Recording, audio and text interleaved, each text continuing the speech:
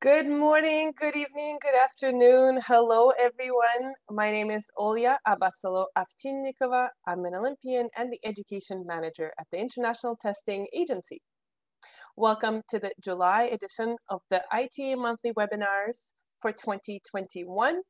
We just saw a fantastic clip courtesy of the International Paralympic Committee, and we are now 35 days away from the opening ceremony of the Paralympic Games. The ITA is proud to be recognized as a leading international organization for delivery of anti-doping programs. And this educational webinar is delivered with the support of the UNESCO International Convention Against Doping in Sport. Before I go any further in today's presentation, as always, a quick reminder on the simultaneous translation options that we have for you today. So on the bottom of your screen, if you are joining from a laptop, you should be able to see the translation option with the small planet icon. And we do have translation today in Arabic, French, Russian, and Spanish. We do also have live captions for today's session in English for anyone who prefers to follow along this way. And it didn't catch my name very well, but it does catch the rest of the text quite accurately, so that's good news. So while everyone is settling into the rooms with simultaneous translation, please feel free to use the chat to tell us where you're from, what sport you represent, what your role is. We have a very mixed audience today, so please do tell us in the chat if you're an administrator, a coach, an athlete, or any other role. It would be great to see where everyone is joining from today.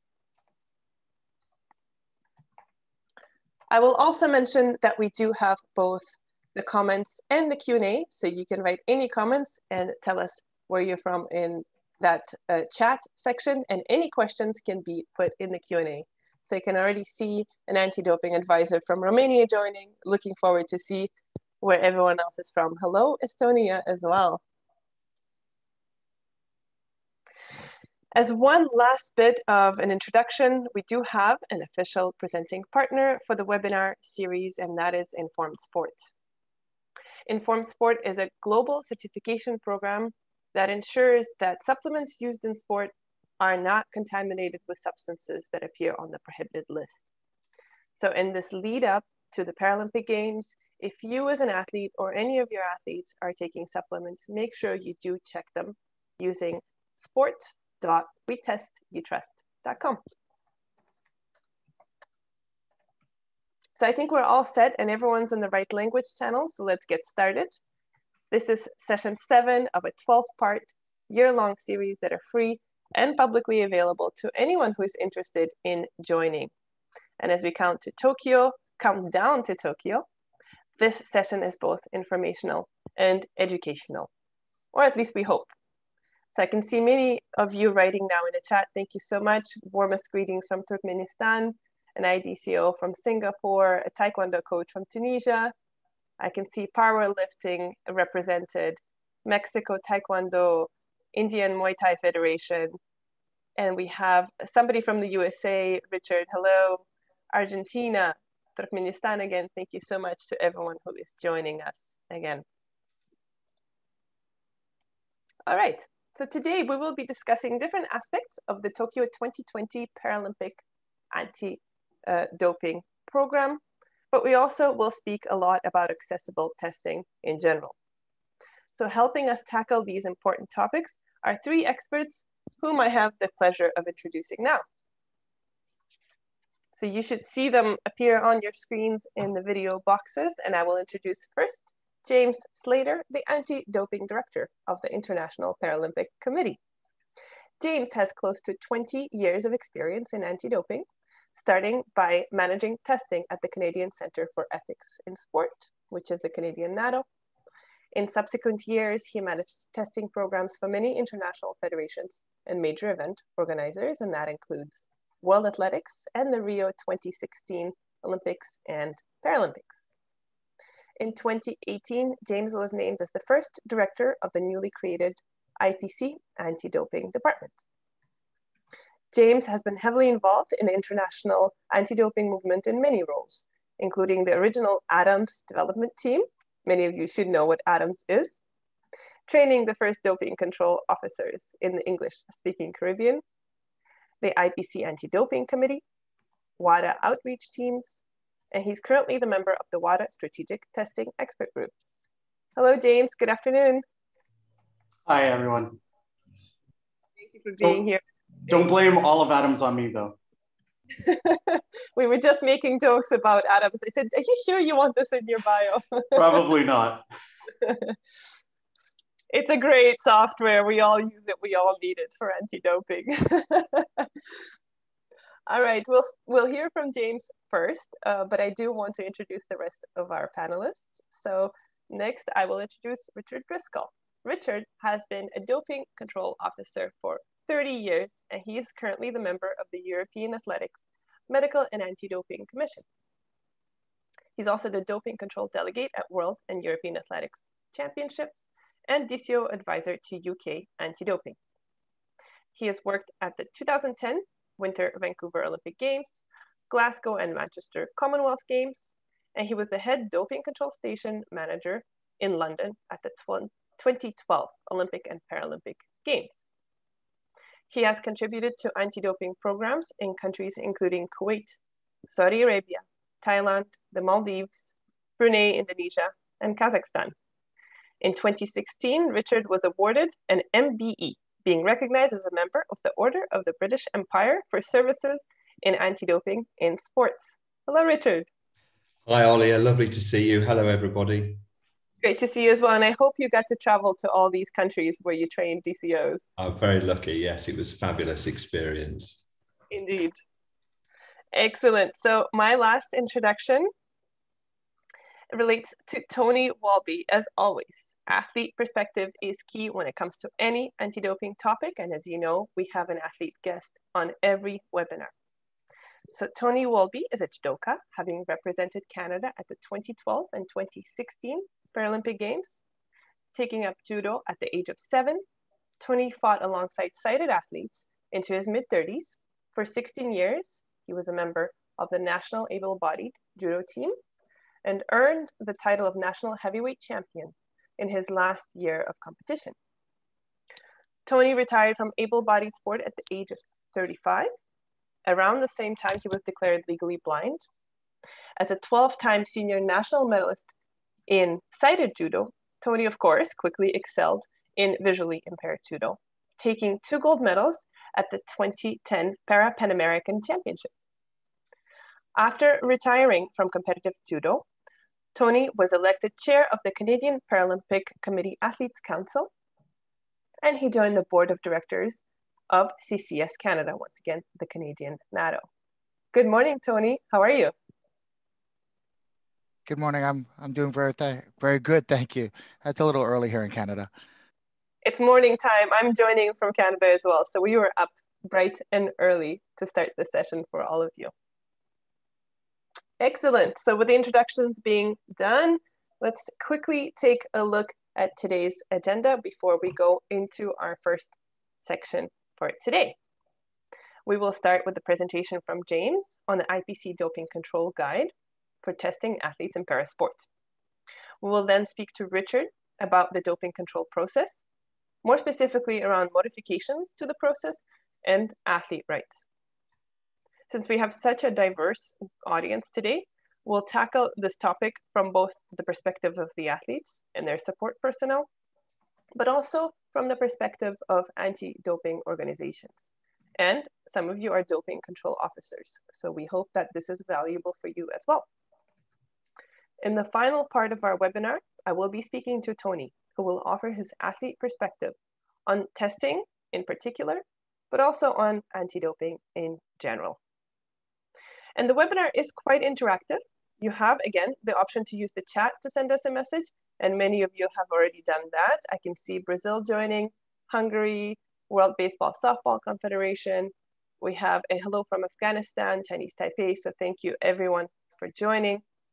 And you can also use the Q&A. So we encourage you to put any questions that you may have in the Q&A box. We have a series of experts, a set of experts today who will be able to answer most, if not all, of your anti-doping questions related to accessible testing.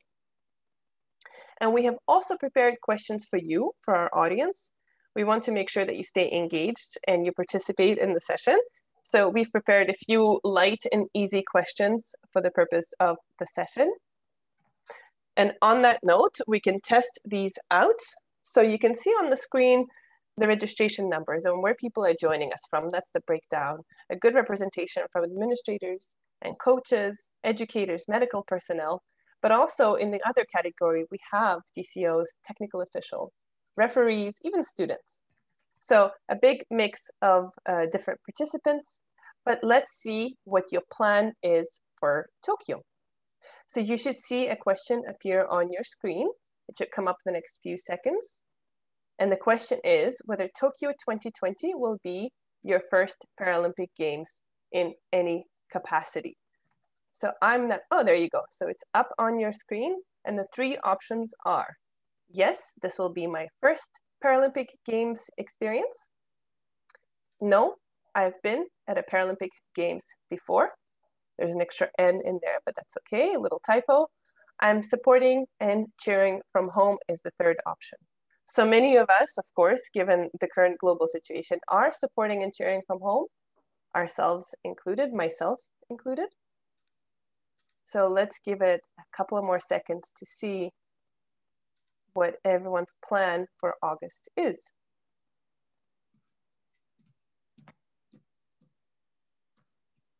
Excellent. So we've got about 70% of you who voted. I will now share the results. And you can see here that most of us are supporting and cheering from home, but it's great to see that you are so involved, even if you are working with your athletes and teams remotely. So thank you for your participation. One very quick question to follow up on this first poll. We will launch another poll right away. And this one is pretty straightforward. We want to see which continent you represent. So we already saw many different countries in the chat. And so we're asking what continent you are joining from: Africa, the Americas, North and South, Asia, Europe, or Asia and Oceania. Pretty even breakdown so far.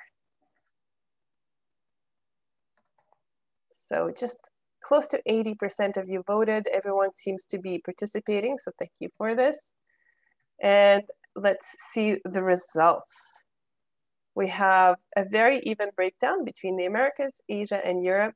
So good morning, good afternoon, good evening, very accurately.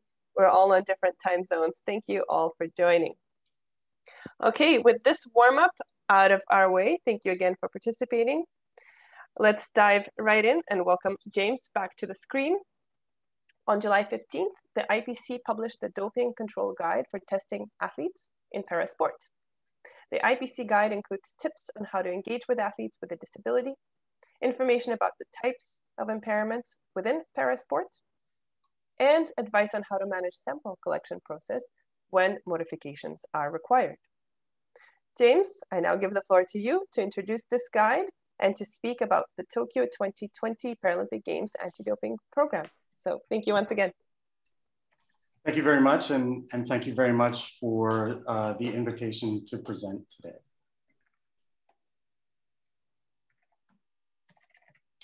So as Olio just mentioned, last week, the IPC published our doping control guide for testing athletes in parasport, and we are very excited about this. It has been a long time coming for the IPC to develop a guide for testing athletes. And there have been a lot of requests from various anti-doping organizations, and especially from doping control officers, for this type of document. So the guide is meant to align with the international standard for testing and investigations from WADA, and specifically to Annex A modifications for athletes with impairments. And if you have read that annex, you will see that it is very non-specific, it is very general, and this was done intentionally to ensure that any modifications that are required to be made can be made. So this guide will be used to supplement that document. It is available on the IPC website in the anti-doping section, in the anti-doping documents section of the IPC website. Some of the areas that are covered by the guide are language use surrounding disability and impairment, how to engage with Paralympic athletes, modifications related to athletes with various impairment types, blood sample collection, doping control paperwork, and provides an overview of Paralympic sports, classification, and all of the sports and disciplines.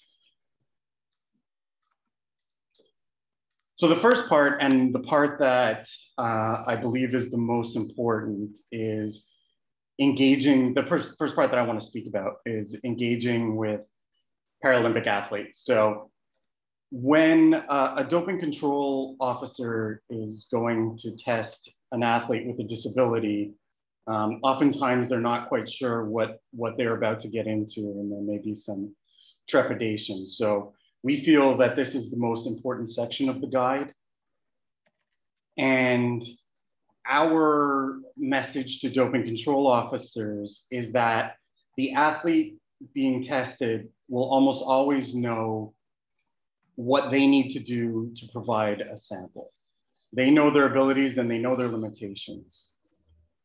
And so the DCO should defer to the athlete in terms of what assistance and or modifications are required. And now the athlete will make the request, and it's up to the DCO to either approve the request or not. But in almost all cases, the DCO will approve the request. So at this point, I just want to tell a short story about one of the first athletes with a disability who I ever tested. And this athlete was paralyzed from above the waist, and so was not able to provide control his bladder. And so under normal circumstances, we would expect an athlete like that to use a catheter, but this athlete had a very unique way of providing a urine sample. He would push on his bladder and literally pump the urine out of him. And so this is a good example of an athlete understanding how they can provide a sample, but I would not recommend that you recommend that to any other athlete. I've never seen it since, so it's not something that would be, that you would normally see. In the case of younger and less experienced athletes who may be going through doping control for the first time, they might require a more practical but sensible conversation about how we should approach the doping control procedures and how the athlete would be best to provide a sample. So the guide will provide some general rules on how to engage with persons with a disability, and then how to collect a sample. So the next thing that I'd like to talk about are some of the modifications. And as I said, any assistance provided to the athlete must first be authorized by the athlete and agreed to by the DCO. And that's really the way in which the process should go. So the athlete should make suggestions as to how they believe would be best to provide a sample and go through the procedures of doping control, and the DCO would agree to those modifications. So it is the athlete's responsibility also to provide whatever additional equipment is necessary to provide a urine sample. And this is very important. So Article A.4.6 of the International Standard for Testing and Investigations specifies that this is indeed the case. And if an athlete arrives at doping control and is unable to provide a sample because they don't have the necessary equipment, whether it be a catheter or some type of specialized collection vessel, the athlete could be charged with a failure to comply with doping control.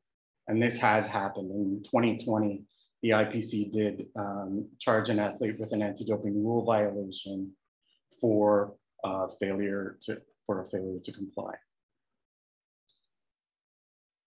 For athletes with specific impairments, it is strongly recommended that they have a representative with them during the full process.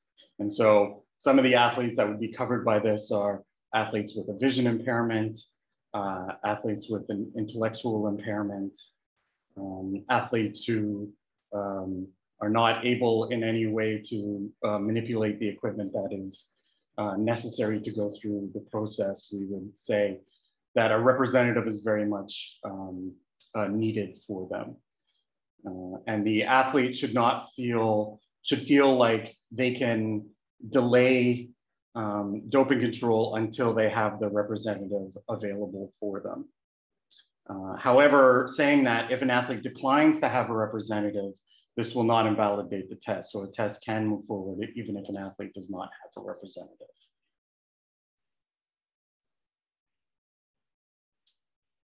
So some examples of specialized equipment that that athletes may use include drainage systems, catheters, leg bags, special collection containers. There's any number of things that an athlete may need to bring to doping control in order to provide a sample. And so it's very important, as I said, that an athlete evaluate what type of equipment they might need to be able to ensure that they have it with them at all times. And athletes should feel that this is almost part of their sport equipment. So, you know, when an athlete goes to compete, the athlete will never forget their prosthesis, and you should also never forget to bring a catheter with you if one is required. For blood collection, the ISTI actually says that blood collection should be taken from an athlete's arm. And obviously that's not always possible for some athletes with a disability. So the blood collection officer should consult with the athlete to identify an appropriate alternate location for drawing blood. Typically, wherever when an athlete goes to the doctor or is in hospital and has had blood collected in the past, they should, you know, tell the blood collection officer where that location was, so that the blood collection officer can evaluate that place in its suitability for collecting a blood sample. Doping control officers must record all modifications to the sample collection procedure, and this is something that we see as kind of lacking often in terms of when we review the doping control forms and the supplementary reports. This is probably the area that we would like to see improved most by doping control officers who test athletes with a disability.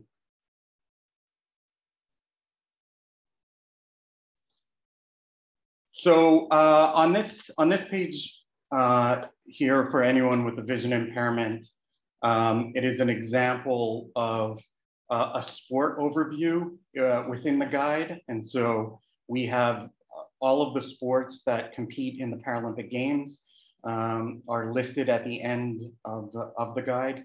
And it goes through a bit of information that is specifically useful to doping control officers. So in this case, we're looking at rowing. And so we look at the eligible impairments that apply to rowing. And so there are 7 that are checked off, and these are all of the eligible impairments under the IPC classification code. So classification is an extremely important part of Paralympic sport. It is what brings fairness to the sport so that athletes with similar impairments compete against each other in a fair way. And so there are a list of 10 possible classifications. And in the case of rowing, what we see is that 7 of them are represented. Each sport has its own classification system with its own classification codes. So in the case of rowing, there are 3, PR1, PR2, PR3, and each of those has a different set of impairments that are associated with them. And then especially important for doping control officers is the section about the doping control form, the sport and discipline that you would enter on the doping control form. So in this case, the sport is rowing and the discipline is para rowing. This is also an area in which we see a lot of errors on doping control forms, specifically in the sports of para athletics and para swimming, where oftentimes we will see the sport as para athletics, but the discipline as 100 meters, which is not correct. So it would have to be, depending on which class of 100 meters it is, would depend on what discipline it would fall under. And so that list is, comes from the WADA document, the TDSSA, the Technical Document for Sport-Specific Analysis, and is also available in the guide for as listed under each sport. Just some information going into the Paralympic Games for any athletes or athlete support personnel out there. A very important part are the TUEs, the therapeutic use exemptions. And this chart describes who to apply to as we head into the games. So for, if it's before August 3rd or after August 3rd, who you apply to receive a therapeutic use exemption is very different. And this information is available on the IPC website.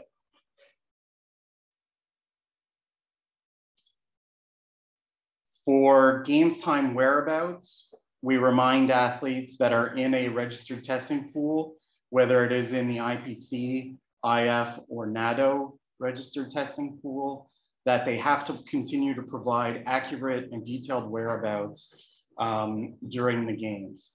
So saying that I'm at the Tokyo Paralympics is insufficient. You have to specify where you are staying. So are you staying in the athlete's village? If so, what building are you in? If so, what room number are you in?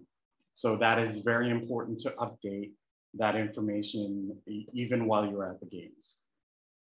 Saying that national Paralympic committees are also responsible for providing the IPC with whereabouts of all athletes during the games period. So during the games period, which begins with the opening of the athletes' village on August 17th, the IPC has jurisdiction to test all of the athletes registered for the Paralympic Games.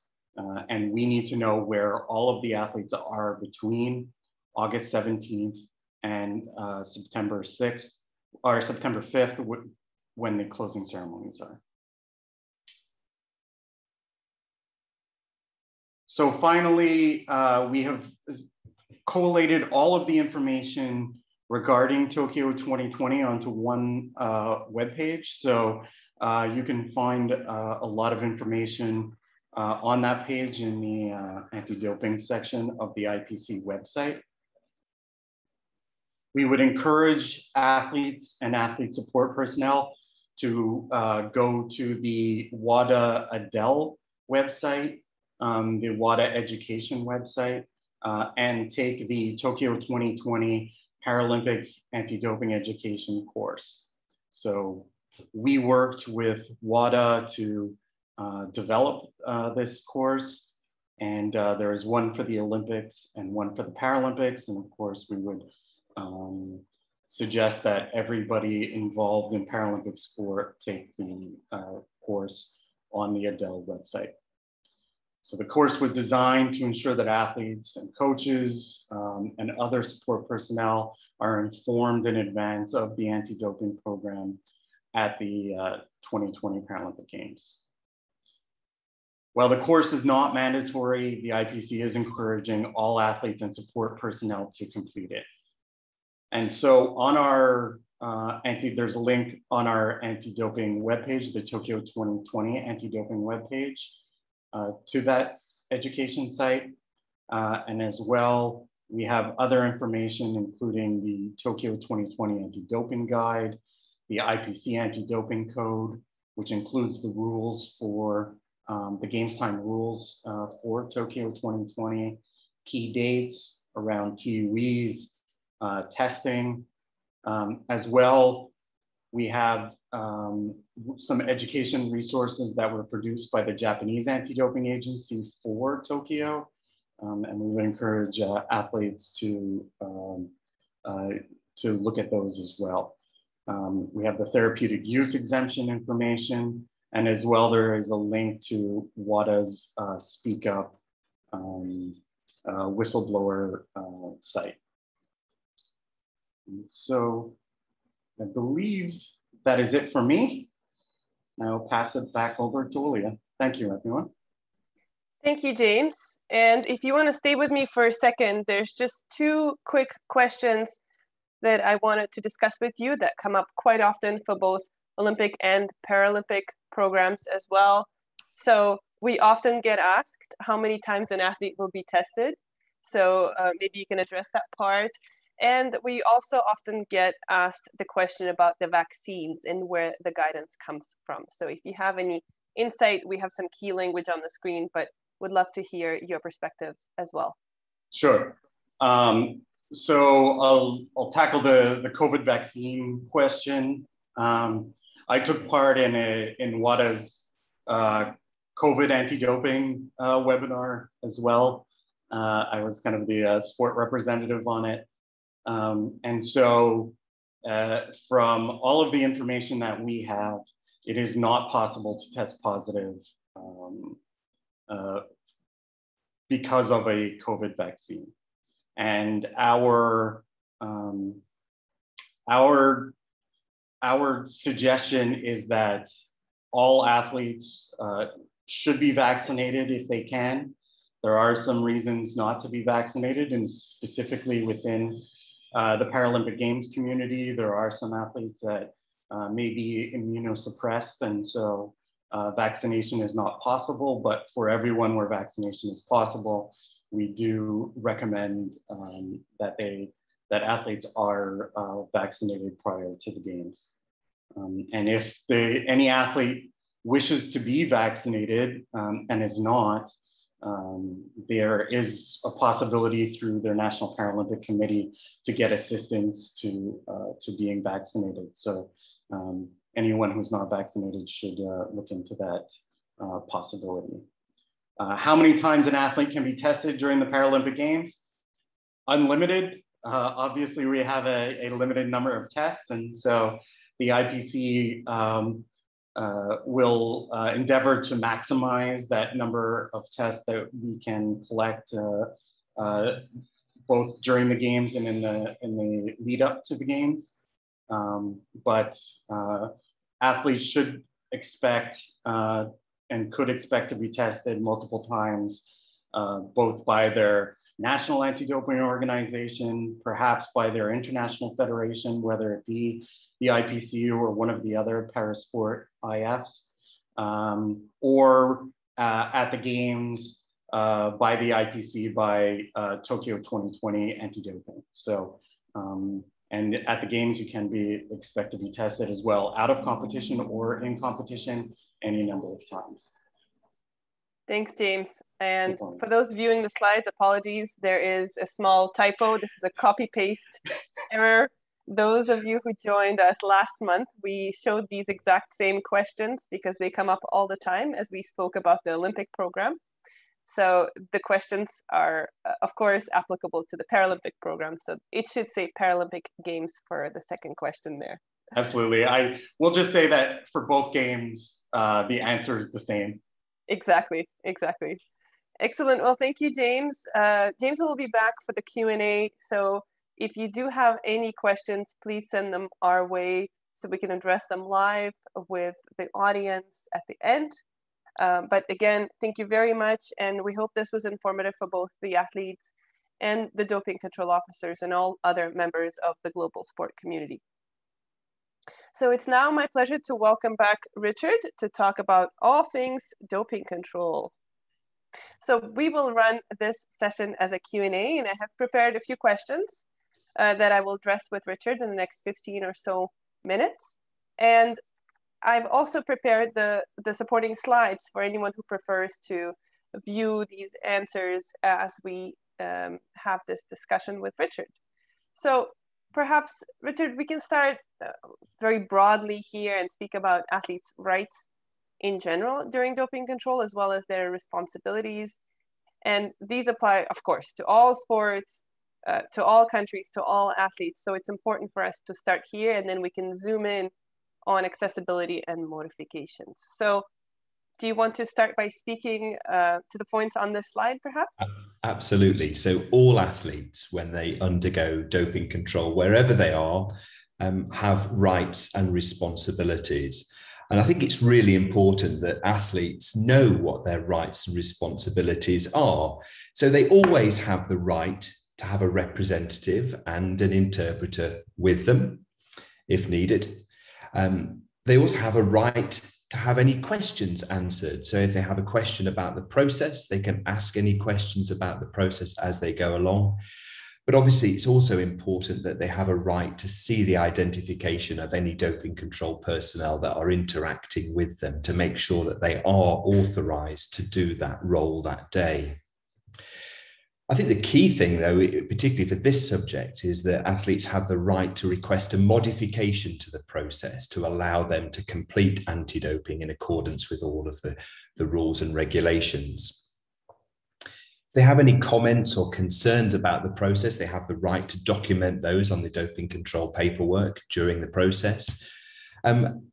And one of their rights is also to request a delay in reporting to the doping control station after notification for valid reasons. For example, if they've got to go and get their gold medal, they can't miss that opportunity being stuck in the doping control station. So clearly attending medal ceremonies, press conferences, warming down, seeking medical treatment are all valid reasons for delaying reporting to the doping control station.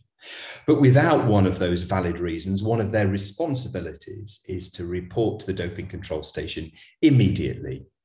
And other responsibilities that come with being an athlete going through anti-doping is providing identification of their own. And obviously, if they're at the Paralympic Games, that will be the athlete's accreditation card, something that looks something like that, which will verify the athlete's identity. But it's also the athlete's responsibility to make sure that the chaperone or the doping control officer accompanying them from notification can see them at all times.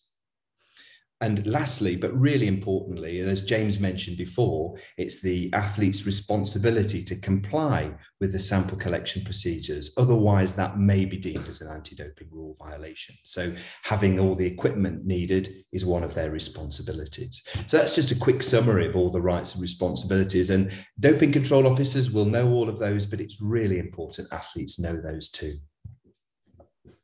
And we have shown this visual quite a few times, specifically due to the importance of it. So you may be seeing it again if you've attended our webinars before, but nevertheless, it was important to start here.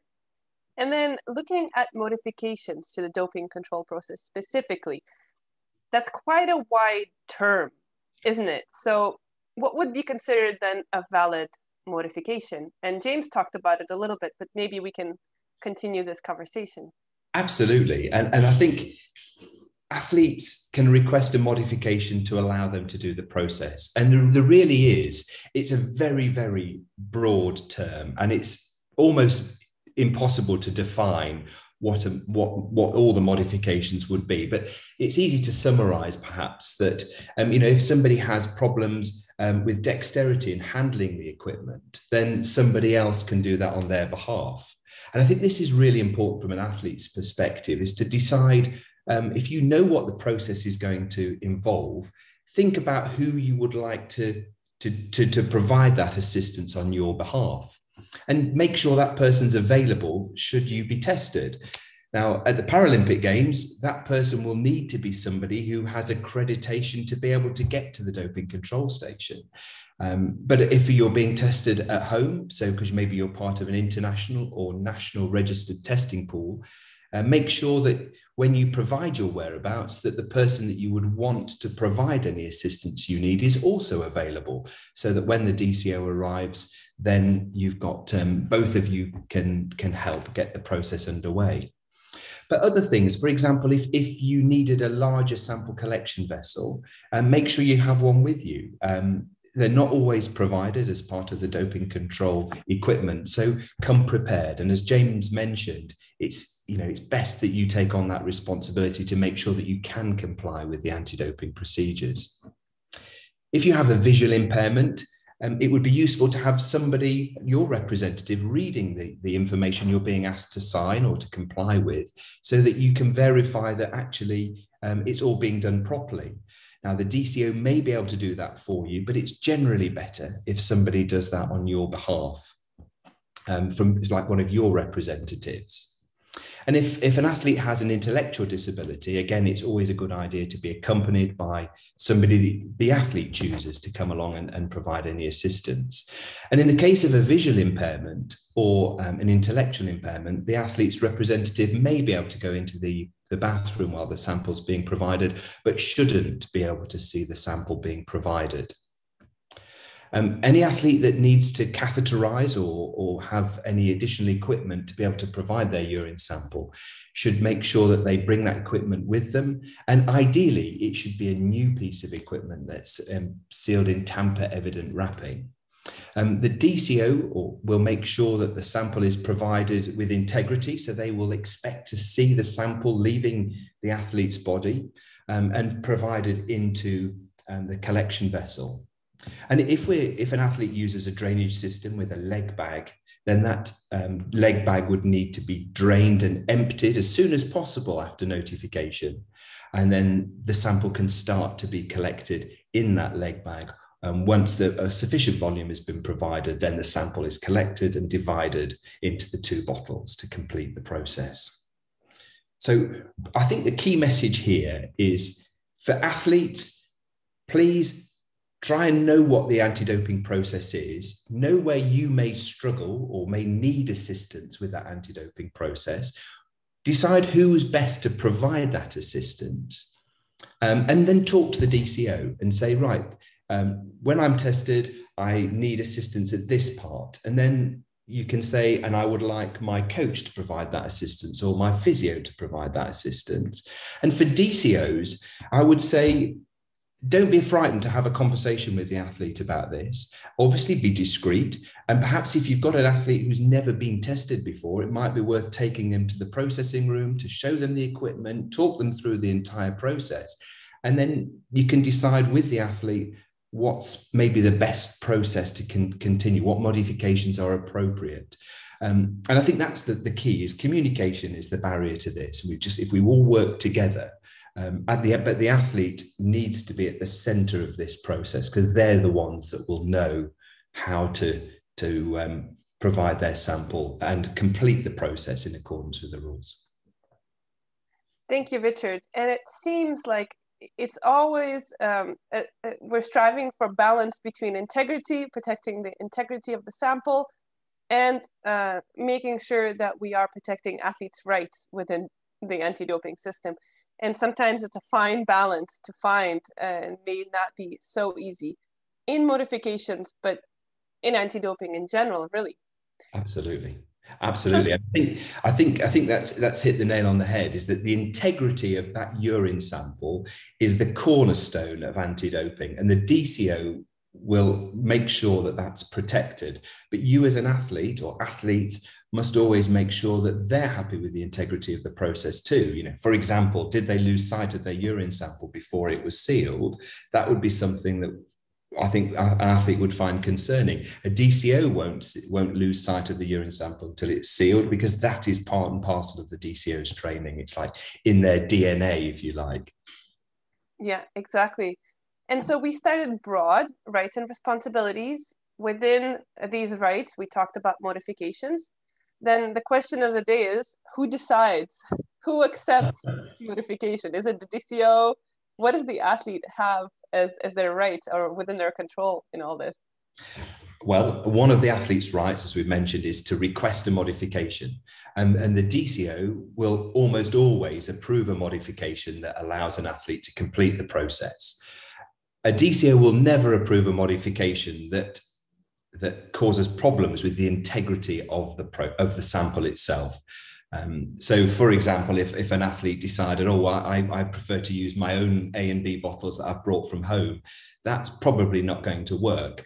But if an athlete says, well, actually, I need to use this larger sample collection vessel to be able to provide my sample, and then we can pour it into the A and B bottles, I can't see why a DCO wouldn't approve that if it's needed for the athlete to be able to provide their sample to comply with the process. So the International Standard for Testing and Investigations, as James mentioned, is like our Bible for anti-doping, but it doesn't really specify in vast amounts of detail what modifications are permitted or not, because I think they're too great, and the variety of modifications that might be needed, it would be too great to actually write down. So this is where the communication thing is so important between the DCO and the athlete to work out how it's best to support the athlete through this process. Keeping the integrity key. And remember, regardless of what the modification is, all of the modifications made to the process on that sample collection session will need to be recorded as part of the doping control form. And I think it's also important that you as athletes know that as well, so that you've got a record of what modifications were made, recorded on your doping control form. So when the process is over, everybody has a record of how that sample was collected and processed. And representatives, if you're going to help athletes at the athlete's request comply, to do this process, you would expect to be asked to wash your hands prior to touching any of the sample collection equipment, or asked to wear a pair of gloves whilst you're doing that. And I think another last message is the athlete may choose to ask the DCO to assist with part of the process. That is okay, but I think the key thing here is that the athlete is asking the DCO. The DCO is not imposing that assistance on the athlete. So it's always athlete-led. So if the athlete says, oh, Richard, I can't quite close the bottles fully, would you do it? No problem, I can do that. I put on my pair of gloves and I can maybe finally close the bottles. But it was definitely only done because the athlete requested my assistance. But I think assistance is best also provided by a representative, but if one isn't available, then the DCO can do it only if the athlete asks you to. Yeah, absolutely. And you've already mentioned some key points for athletes, but is there anything specific that you would advise for athletes that are being tested for the first time, that are perhaps preparing for these games and haven't been tested before? Any specific advice there? Yeah, definitely. I think it's worth knowing what an anti-doping process is. So, there are loads of resources available online to see pictures of the equipment. You might get an idea of how big the aperture to pour the urine into the bottles is. Just to have a look at the process from beginning to end and to see where you may need assistance. If you feel you can do it without assistance, no problems at all. But if you think you are going to need assistance, then think about who is best placed to provide that assistance.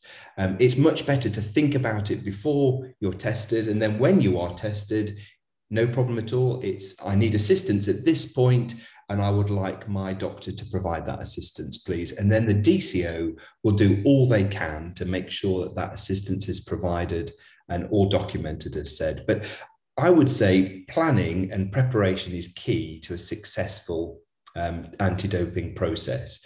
So have a look online for some videos of what it looks like, what the equipment looks like, know what your rights and responsibilities are. Talk to your team, athlete support personnel, and say, look, you know, have you been through anti-doping? You know me as an athlete. Can you see any problems where it might cause me difficulties? Only athletes know their own abilities the best. And I think it's look at the process and see how you might be able to comply with it. Thanks, Richard.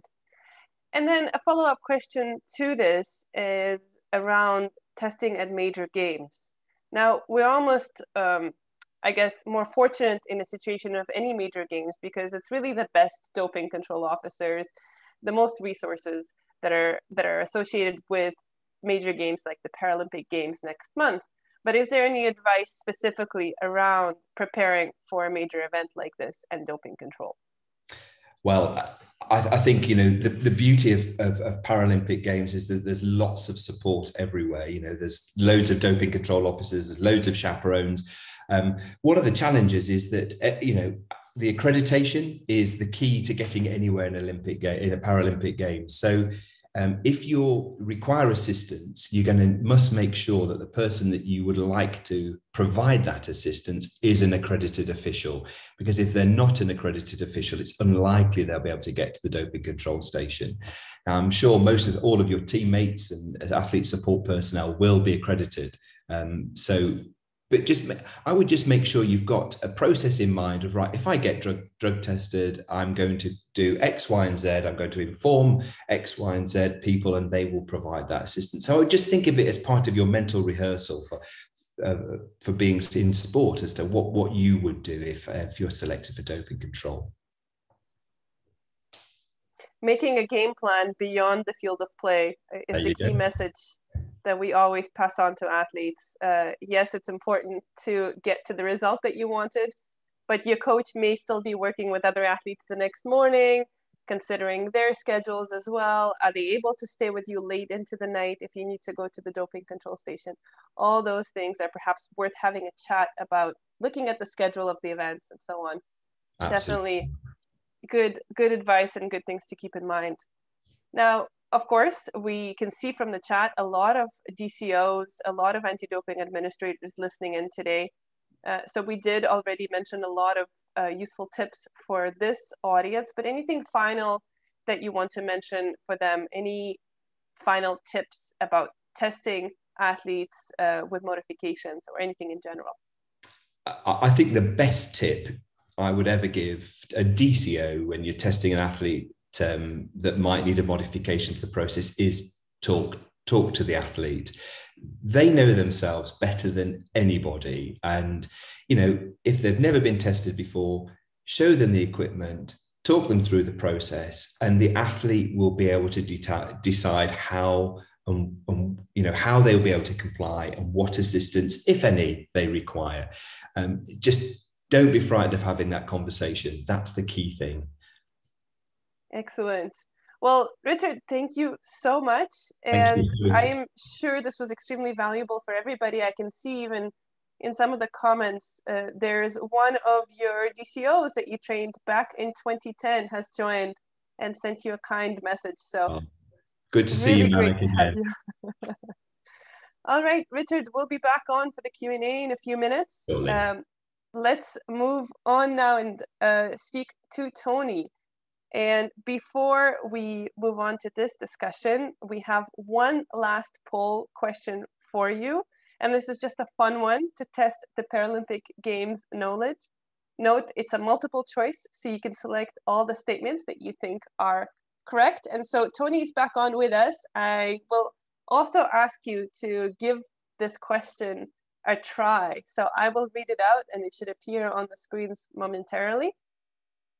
And the question is, which of the following facts about the Tokyo 2020 Paralympic Games is correct? Once again, it can be more than one, but the options are 1, Tokyo was the first city to host the Paralympic Games. 2, Tokyo will be the first city to host the Paralympic Games on 2 separate occasions. And 3, athletes will compete in more than 500 medal events at the Tokyo 2020 Paralympic Games. So, Tony, what do you think the right answer or answers are? Well, I do actually know the answer to this, and I did not need the cheat sheets. I do know that Tokyo will be the first Paralympic city to host the games twice, and I do know that we have more than 500 medal events. So it's 2 answers. Excellent, and you knew this already, so you didn't have to look up the answer beforehand, even if we talked about the script. Yeah, I did know this answer beforehand. And are you planning to be in Tokyo? Actually, I am planning to be in Tokyo. I am running for the International Paralympic Committee's Athlete Council this summer, and the election takes place at the Tokyo Games. So I am planning to be there to campaign to get athlete support. Excellent. Well, that's wonderful that you're being involved. And we saw from your bio how much you already do in so many different areas. So safe travels to Tokyo, and we hope it goes well for you. Thank you. Okay, so let's take a look. Tony has given us the right answers indeed, and I will share them with you. So the last 2 points, yes, it's going to be the first city to host the Paralympic Games on 2 separate occasions, Tokyo, and there will be 537 medal events this summer. And the Paralympic Games, for the first time, were actually held in Rome, 1960. But many of you know the Stoke Mandeville Games that started 12 years prior to the first Paralympic Games, as we know them by this name. So that was back in 1948 in London. All right, so thank you for participating in this short break in presentations. And we will now move on to our discussion with Tony as the final part of this webinar. So welcome back, thanks again. And you have many roles, we've already mentioned this, beyond being a competitive judoka. So it would be great that you shared specifically your experience and athlete perspective on anti-doping from, of course, the perspective of an athlete. And you've told me that you've been tested more than 60 times, and that's an incredible number. You had such a long and successful career. So perhaps we can start with some of the more significant anti-doping experiences that you had, and more specifically, how did you evolve from your first tests as an athlete into being more informed and empowered in your anti-doping journey? Wow, long question. Long question. Well, the first time I was tested, I was a teenager. And so a very long time ago, giving away my age, I'm an old athlete. And this was the late 80s or the mid to late 80s. I was a teenager and I was tested the first time. And it was back before WADA existed. And we were a small junior team in basically a hotel room, one by one going into the bathroom and giving a sample into the bottle, and then the sample being the DCO at the time, or whatever the control officer's name would have been at that time, would take over, and our coach was basically just herding us in one at a time, and it really was not a pleasant experience. It was a very nervous experience. And then I got to watch the evolution of the doping control process over the next over 3 decades. And I can say that as we moved along in the process and WADA was formed and guidelines and rules and processes were established for sample collection and for athlete rights, and actually athlete rights had been there, I believe, all along, but just recently they're starting to come to light, and they're starting to be more widely known. There's actually, and a lot of athletes do not know this, but there's actually a charter of rights for athletes right within the WADA code. It's actually called the Athlete Charter of Rights. So to watch this evolution over my career and to see how the doping control process has actually become, I'm not going to use the word friendly, but it in a sense, more friendly, more transparent. I think that's the perfect word, more transparent, should bring confidence to an athlete when they go for testing. But yeah, I've seen it evolve. I've seen, I think the most significant thing I've seen over my years of being an athlete and having to go for doping is the whereabouts. The fact that when you are in a whereabout testing pool, a registered testing pool, having to give your location, that can be a very daunting task, because sometimes you do not know where you're going to be 3 weeks from now exactly. You know you're going to be on a tour, but you don't know the exact hotel because that information hasn't been given to you. So you have to then try to find that information, get that information to the proper place. It can be very difficult, and it can be very frustrating, and it can be very daunting. But with the evolution of WADA's applications, such as ADAMS, it does make it easier. And I thank WADA for creating such an application as ADAMS. Even though it does have its downfalls, it has made life easier for some athletes. And we have that perspective, having been retired for a while and maybe competing at the time when some of the athletes that are listening today haven't competed. It was way different. I remember the paper forms as well, so it certainly changed from then. Now, going back to that, you competed in able-bodied judo as well as para judo, and your needs, of course, have changed over the years as you competed. So going back to these modifications and accessibility, how did you communicate your needs to the doping control officers? So for those athletes and athlete support personnel listening today, so they can really get some tips from you to know how they can communicate with DCOs as well. Well, when listening to James speak and listening to Richard speak, they both said something very, very important for athletes and for coaches, representatives, anybody that actually controls the athlete. And coaches do control their athletes. And that is to bring a representative. I know James said that the option is there and they recommend it. And Richard said the same thing. I'm not going to recommend it. I'm going to say do it. Bring a representative. If that representative sits there and does nothing for the whole process, then they sit there and do nothing for the whole process. They can be on their smartphone and checking social media, but bring a representative. And I'll tell you why. When I was an able-bodied athlete, the coach was the representative for the whole team. And he sort of, like I said earlier, herded us into what we were doing. And, but I can remember an event over in Europe where over the PA system, I was called to doping control, and I was actually on deck to compete. And halfway through my match, I'm called again on the PA to go to doping control. And then after my match, I'm again third call to doping control. And so I go to doping control, not knowing when my next match is going to be, telling them that I have another match coming up. The doping control officer at the time telling me, well, you've been called for random testing, so this person has to stay with you the whole time. So it is a very nervous thing. And my coach had no idea where I was, running around trying to find me because, again, I'm being called to fight again. So I get back to the mat. Coach doesn't know why there's a person with me. So trying to explain that, it does get stressful. It does get,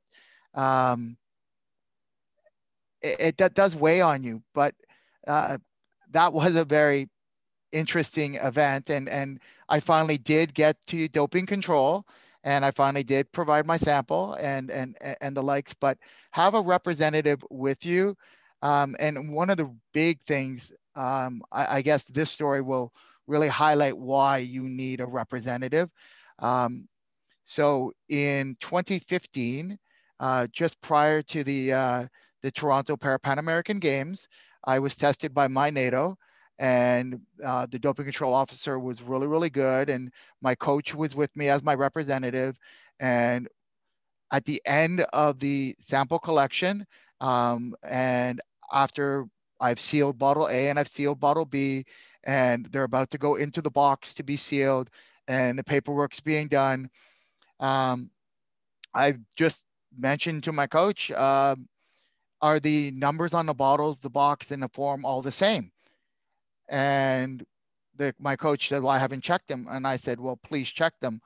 From past experience, I've known to do this. Well, personally, I haven't done it. I'm a blind individual, but in the past, when I've been tested at home, my spouse has done it for me, and I'm married to a lawyer, so she's very detail oriented. So she would go through all the paperwork. And so back to this story of 2015, my coach went through the 2 bottles, the box and the form. And it just so happened that on one of the bottles, one of the digits was incorrect.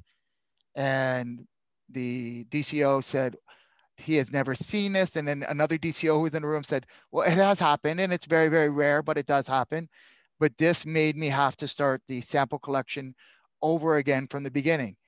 And I have no idea, and maybe Richard can answer this, what would have happened if we have just sent that in with 2 different numbers. I don't know what the result would have been. I don't know what would have happened, but I can tell you that it was scary to hear that something could have happened. So please bring a representative, go through all of the paperwork thoroughly, and make sure that the codes match, make sure that you understand everything. Yeah, absolutely. And this ties right back into athlete rights. So knowing what your rights are as an athlete, exactly knowing that you have the right to delay the process. Hopefully this will never happen, that an athlete is notified before they're finished competing. That should not happen. But we can see these things still happening with the codes not matching, athletes being notified, and they need to request a delay. Just knowing these rights and responsibilities is so important for the athletes and their support personnel. So, Tony, I think your stories really highlight that and bring it to life. Now, exactly back to this question then, you talked about athletes not relying on the doping control officer, even though we consider the doping control officer as the expert in anti-doping. And so being more informed and knowing your rights, but also having somebody with you who can support you. So is there anything else that you want to add in this area? Yes, so a lot of times you are being tested when it's in competition tested or training camp, you're being tested most likely in another country. And there becomes a language barrier. And I can remember being tested at a competition in a country where English is not the primary language. And the forms that were given to me, this was back when I was an able-bodied athlete and I went into doping control without a coach, and the forms were given to me were not in English. And I requested forms in English, and my coach did finally arrive at the doping control. And I requested English forms, and eventually we did get English forms. And it just so happened that my coach spoke the language of the doping control officer, so we did not need an interpreter. But it was for a second pretty scary that I was going to have to give a sample and sign a form and not quite understand what that form was. I did know what the form was, but not know what was on the form, because it could have been anything. And trying to communicate with the doping control officer whose first language was not English, so they had a bit of broken English, and I definitely did not speak their language. It was stressful, and it was scary. And one of the things we really have to understand is that, yes, doping control officers are not out to get athletes. In no case ever is a DCO out to get an athlete. They're there to help the athletes, and athletes need to understand that. But doping control officers also need to understand that it is a stressful situation for an athlete. They may just be coming off a training camp, a training session. So they're just trained hard for 2-3 hours, and now they're being asked to provide a sample. They could have just finished a competition and either they've lost and they're being randomly tested. So now their emotions are way down and they're frustrated, and you're just adding stress to it by going to doping control. or they're coming off the podium. And again, it's pretty much the same thing, that their emotions are so high, and now they're being brought into doping control. Also, when we're dealing with young athletes, first time going to doping control, even older athletes, first time going to doping control, these athletes are conditioned to listen to authority, listen to their coach, do what they're told. And a DCO is authority. And sometimes the DCO, if it's late in the day, has gone through a lot of athletes that day. And like anybody else, they're human and can just be, okay, let's get through this. And the athlete's just going to follow what they're told to do, not necessarily understanding their own rights and not necessarily understanding what extra they need to do to ensure that everything has gone smoothly. Yeah, and the human error aspect, I think we forget that sometimes, that all of us can be victims of human error, including the doping control officer. I do want to come back to James and Richard later in the Q&A regarding the forms, because that comment that you made and you shared it with us yesterday, it generated some discussion about the languages of the forms. So I'll save that question for Richard and James a bit later. And I do want to come back to your Paralympic experience, Tony, because you were directly affected by doping in your sport. So if you could share a little bit of that with us. So yeah, in 2016, I lost to an athlete who was later tested positive for a banned substance and was ejected from the games. This moved my ranking up, but meant nothing. We knew I was retiring after the games, and I'm a more mature athlete. I was 43 years old at the time, so I was upset that I'd lost. I wasn't actually upset that I lost to somebody who tested positive. I was more embarrassed for the sport of judo that somebody in the sport of judo tested positive.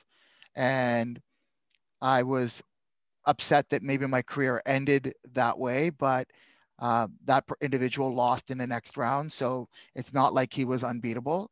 It just meant that I did something that I got caught and I lost, but I was so embarrassed for the black mark that hit judo. And I was so upset that everything in the world that had been going on leading up to the Rio Games with doping and how much it had already been in the media.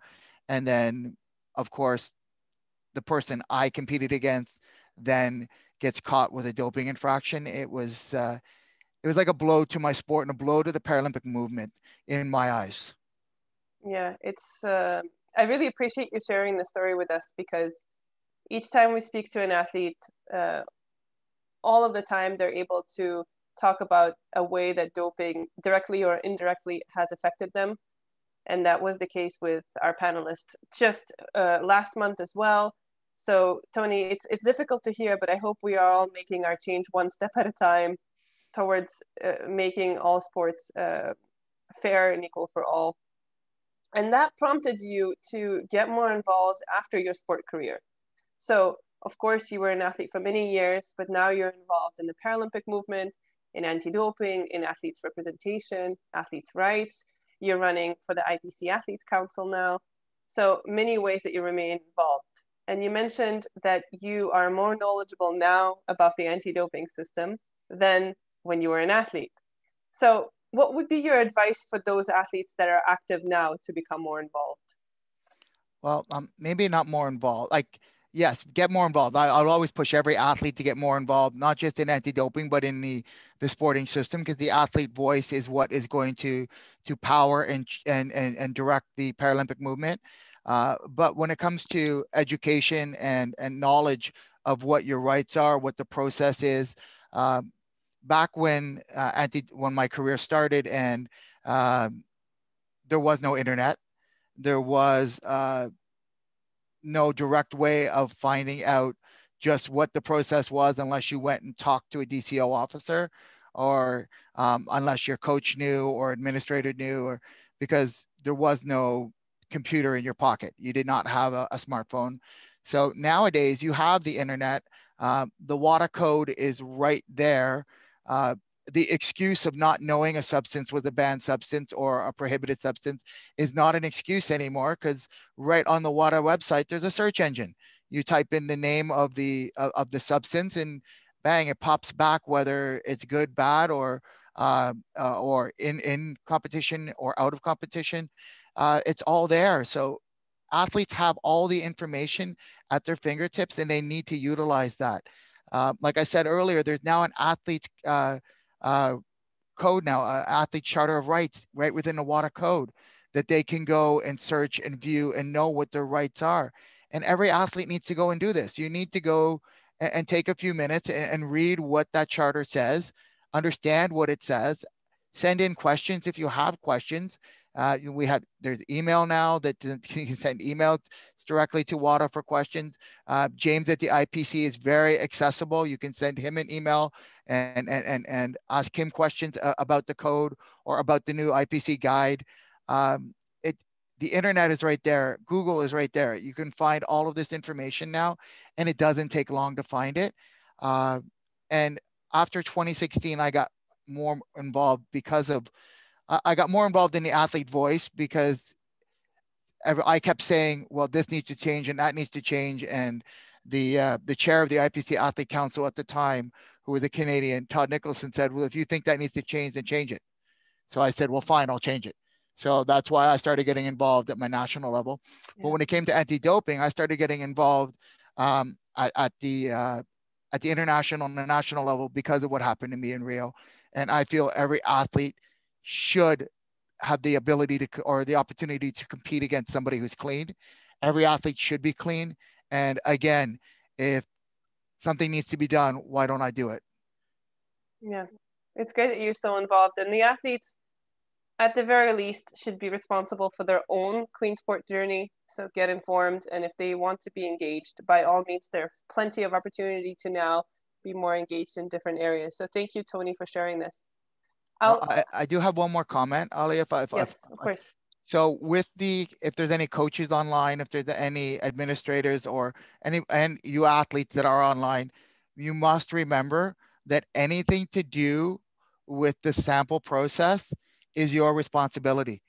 If you give your sample and you didn't check the numbers, you didn't write down the modifications, you didn't communicate, you didn't ask questions, you didn't understand what you were doing, ignorance is not an excuse.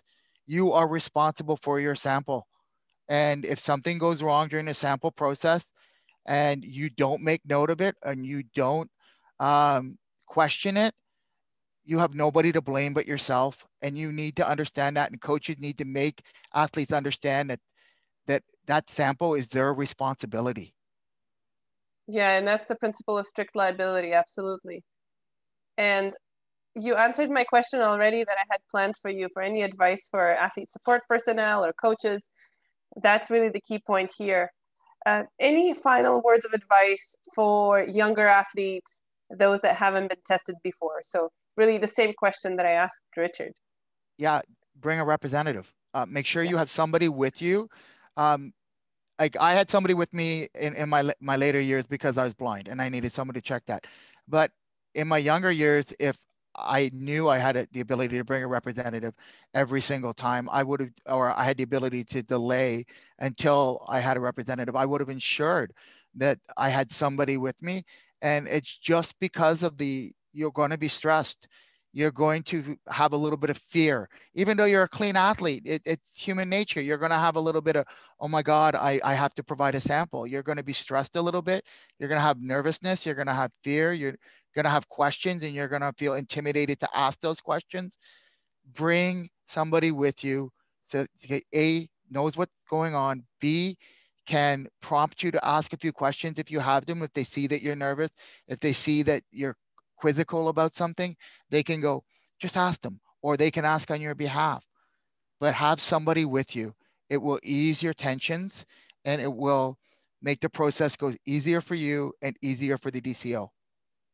Yeah, absolutely. And Tony, I compare this sometimes to those in the audience that drive. When you see a police car and you're driving, you're not doing anything wrong, but sometimes it makes you nervous anyway. Am I speeding? Am I doing something wrong? That's what doping control felt for me like the first times that I was tested as a young athlete. I felt like, am I doing something wrong? So certainly that level of stress I can relate to. All right, so I will bring back Richard and James. Tony, thank you so much for your insight and for participating in this Q&A. I have one last call for questions from the audience, if there are any, but I do want to get the insight of James and Richard on having accessibility to doping control forms in your language. Now, we know it's not a requirement. So what is some of your advice around that? And James, you'd mentioned as well that the tablets with the electronic form that make things a little easier. So James, maybe I'll start with you, and then Richard, if you have any follow-up comments on the languages. Sure. So as I was saying earlier, I don't think that that they produce forms anymore without English on them. Most all NATOs will have an English translation on their form, but as you can imagine, not everyone is an English speaker. So so there are athletes out there who speak any number of languages that may go through doping control without being able to understand the forms or the doping control officer who's testing them. One of the benefits of the new paperless systems that are being developed, and in Tokyo we will be using them for the first time at an Olympics and Paralympic Games, is that the doping control form, which is in electronic form, can be available in multiple languages, and the language can switch from the language of the doping control officer to the athlete. So when the doping control officer is looking at it, they switch to their language. All of the various boxes are in their language, and then it can be given to the athlete and then switch to a language that is more appropriate for the athlete. So obviously it's impossible to have all of the languages in the world, but we get most of them covered that way. So this is a very, very big move forward. Saying that, for athletes with a vision impairment, we're not at the point where we have a reader associated with the paperless system. So so that's kind of one of the steps going forward, baby steps, and but we're aware of it. WADA is aware that this is an issue, and we're looking at possible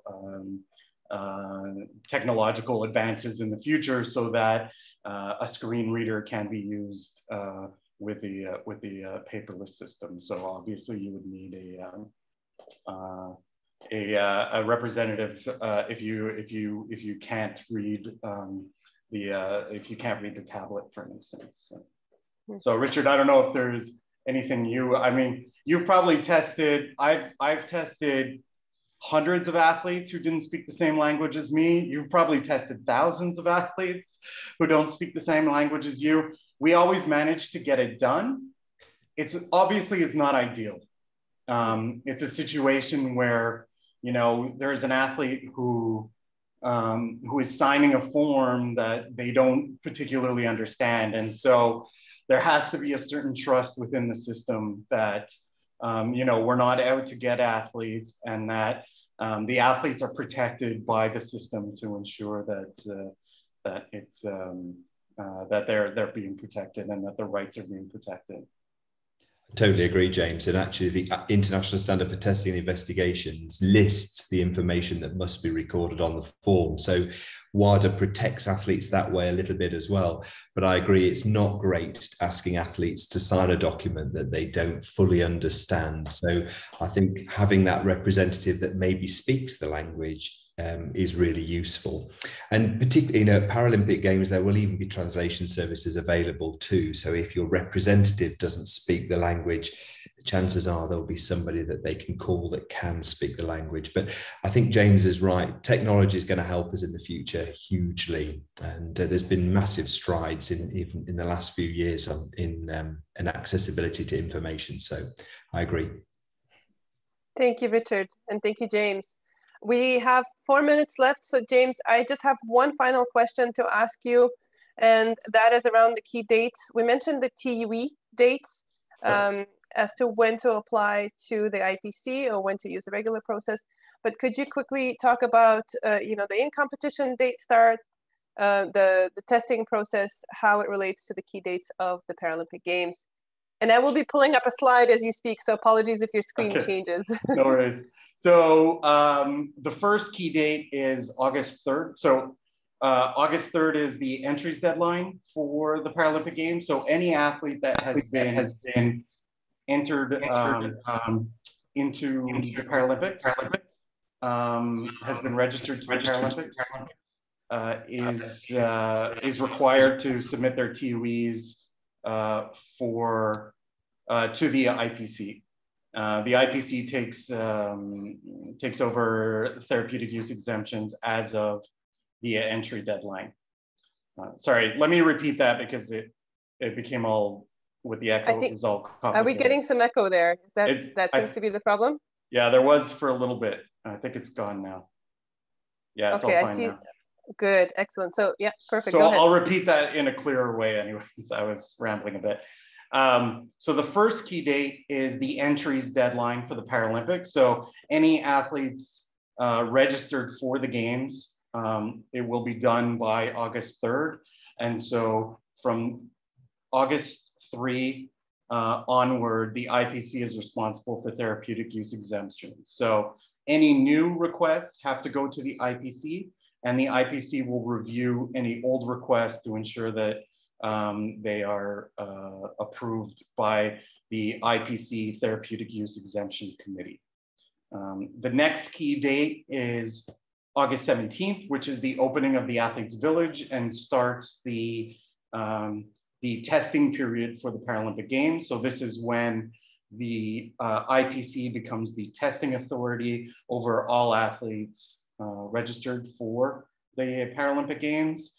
And then the final date is the last day of testing, which is testing ends with the closing ceremonies for the games. And that is September 5, I believe. So those are all of the key dates around anti-doping for the games. Excellent. Thank you, James. And these dates are available on the first link that you see on your screen. So all of you will receive these slides with clickable links to different resources that we've discussed today. So please go ahead and look all of these up when you get our email. So that closes our session for today. I want to say a big thank you to James, to Tony, to Richard for your contribution to this session. And a thank you to all of you, our audience, for your participation and answering the poll questions and chatting with us in the chat box. If you have any further questions for us, both the IPC and the ITA emails are on your screen: education@ita.sport and antidoping@paralympic.org. So do feel free to reach out to us. After the webinar ends, you will receive the survey. Please take a second to fill it out. Your feedback is very important to us. It's very short. And you asked and we listened. The nutrition and supplements was extremely popular back in April. That was our big session. So we will repeat it with a panel of experts in August. So stay tuned for that date. The recording of this webinar will be available on our website at the link that will be in the slides that you'll receive. So feel free to share it with anyone who wasn't with us today. And on this note, I will close today's webinar. Once again, a big thank you. I wish everyone a good evening, good day, good morning, and good luck to those preparing to go to Tokyo. See you later.